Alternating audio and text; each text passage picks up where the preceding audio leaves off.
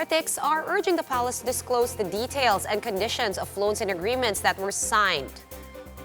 And to tell us more about this, we have with us the Philippine Star's Associate Editor, Ms. Marichu Villanueva. Ms. Marichu, how exactly do they intend to compel the palace, or can they compel the palace to disclose details of the deals? Of course, Charles. We have the Freedom of Information that no less than President Duterte signed about 2 years ago. But they don't even have to invoke FOI.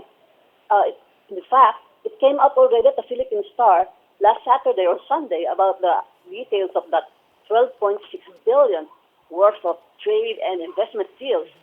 And mind you, there is so much disinformation going around in this political season of the campaign period. And they kept saying about the Chinese debt trap. But when you look at the items of the signed deals, mostly of these deals are memorandum of agreement or memorandum of understanding. So they are not yet done deals, so to speak.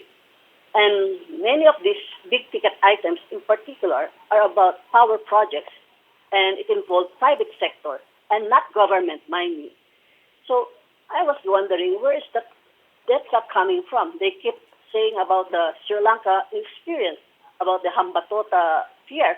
But Sri Lanka has been in debt for so many years, and it's not only with China.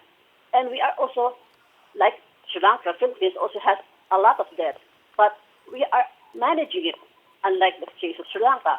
And in this particular case of the Chinese loans and ODA, I have not seen yet any on the latest the China trip of the president. I didn't see any ODA loan in particular, but these are the things that the people, the public can ask the government, in particular the Philippine government, about the details of these ODA loans. All right.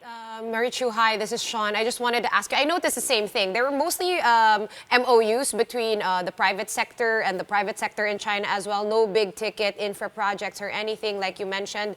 I did notice the same thing, but are there any certain projects that you guys over at the Star are keeping your eyes on specifically?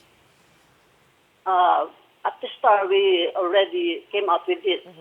For example, most of these agreements, the biggest beneficiary of this agreement are entities registered with the Cagayan Economic Zone Authority, or CEZA, because they have a lot of MOU and MOA signed during the Street, Belt and Road Initiative.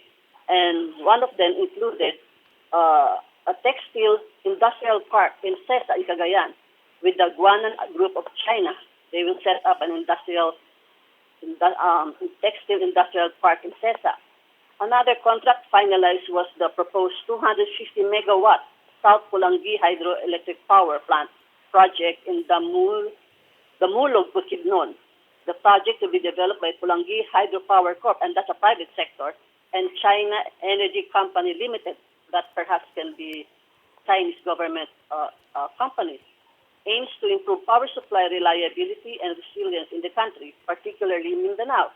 It is valued at 800 million and will create 5,000 jobs. And there's another big-ticket item.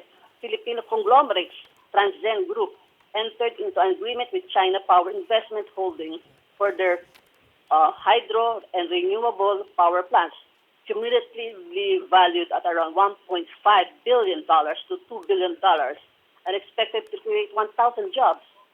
And there's one local government unit, in particular Davao City, where the president resides, the Davao Occidental Local Government and the Feng Yuan Holdings signed an MOU for a 1.5 billion petrochemical refinery processing plant complex to be located in Tubalan Cove Business and Industrial Park.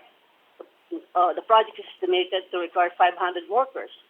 So these are some of the few things that already were published at the Philippine Star itself. All right, Marichu, thank you for giving us that rundown. We'll be one with you and watching out for those deals. Thank you very much, Marichu Villanueva, Associate Editor of the Philippine Star, for joining us today on One Newsroom.